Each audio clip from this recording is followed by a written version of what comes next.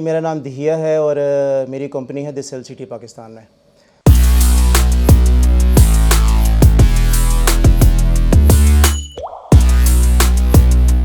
Variant के हवाले से देखें, आईफोन के जितने भी कैरियर है ना वो सब सेम है।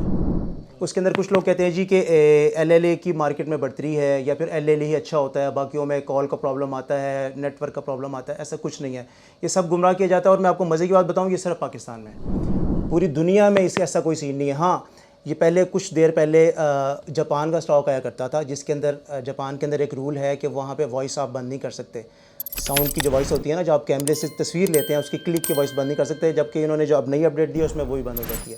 इसलिए ये जो कहते हैं कि जी के वेरिएंट का कोई फ़र्क होता है, हाँ, HK वेरिएंट एक ऐसा वेरिएंट है इस वक्त दुनिया में जिसके अंदर फिजिकल ड्यूल सिम आता है कि आप दोनों सिम में लगाओ और निकालो, और उसके अंदर चाइना भी ऐसा ही है। और अब उन्होंने रिसेंटली USA वेरिएंट के अंदर किया ये है कि उन्होंने दोनों सिमें ई सिम कर दी है। अब उसकी वजह से USA की वैल्यू कम हो गई है, जबकि पाकिस्तान में पहले USA की वैल्यू ज़्यादा थी। और लोगों को बेसिकली ये गुमराह किया जाता था कि USA बड़ी अच्छी चीज़ है और USA के अंदर ये खसूसियात हैं जो कि अदर नेटवर्क्स में, अदर कैरियर्स में नहीं है, जो कि ये बिल्कुल गलत है।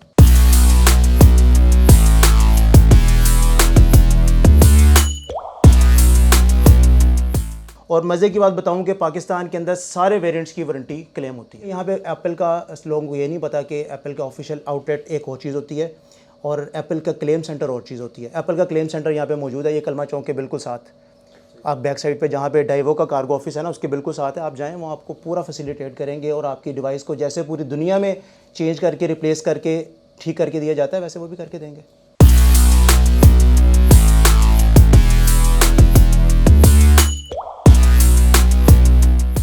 देखिए, असल में लॉक और अनलॉक फ़ोन जहाँ पे पाकिस्तान में ये JV के नाम से, जेल ब्रेक के नाम से इसको कहा जाता है, बेसिकली ये कंपनी की तरफ से ब्लॉक फ़ोन है।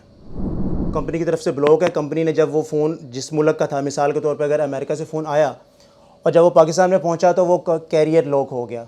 AT&T से निकला, वराइजन से निकला, स्प्रिंट से निकला, जिस भी वेरिएंट से निकला, तो वो जब वहाँ से लॉक हुआ तो पाकिस्तान में जब आया तो यहाँ पर उनके पास एक सिम होती है जिसको वो से उसको अनलॉक करते हैं, तो वो पाकिस्तान में चलती है। उसमें सिम, बाज़ लोग तो ऐसे होते हैं जो कि सिम चलाते ही नहीं है, वो तो लेते हैं कि उनको चीज़ चाहिए होती है कि लो बजट में, तो वही चाहते हैं कि हमें ब्लॉक फ़ोन भी मिल जाए तो हम उसको चला लेंगे।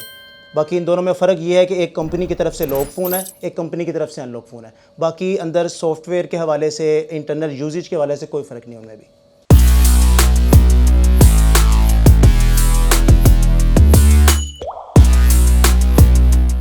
देखिए, आईफोन का कोई भी मोबाइल ले लें वो वैल्यू ऑफ मनी है।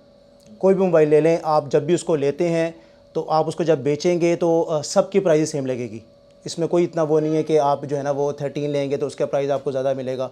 ये अब लेते वक्त तो डिपेंड करता है कि आपके पास कैश कितना है, आप कितने बजट में खेलना चाहते हैं। और बेचते वक्त सबका तकरीबन आलमोस्ट सेम जो है ना, वो इतना ज़्यादा कोई फ़र्क नहीं आता प्राइस में, सबका सेम प्राइस रहता है।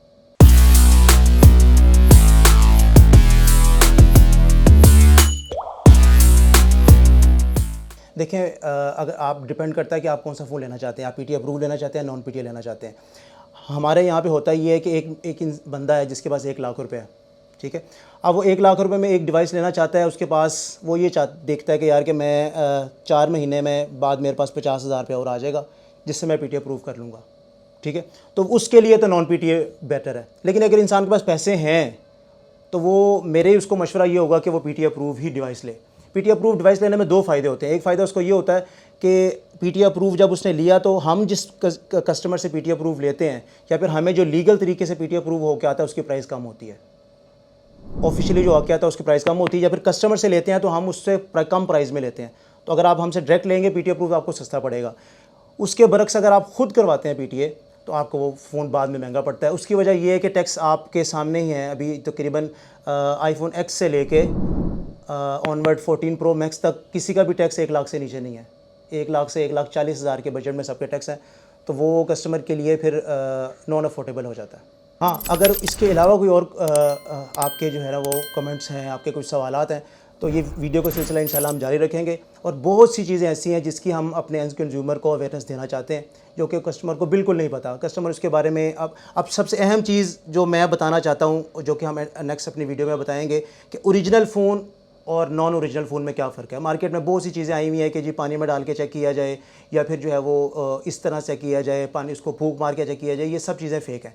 इसकी हक़ाइक़ और ओरिजिनल फ़ोन की क्या चीज़ होती है, क्या चीज़ हमने देखनी है और किस किस्म की वारंटी लेनी है, ये सारी चीज़ें जो है वो इंशाल्लाह हम अगली वीडियो में कवर करेंगे, क्योंकि एक बड़ा लॉन्ग चैप्टर है। हमारी वीडियो पहले काफ़ी लंबी हो चुकी है।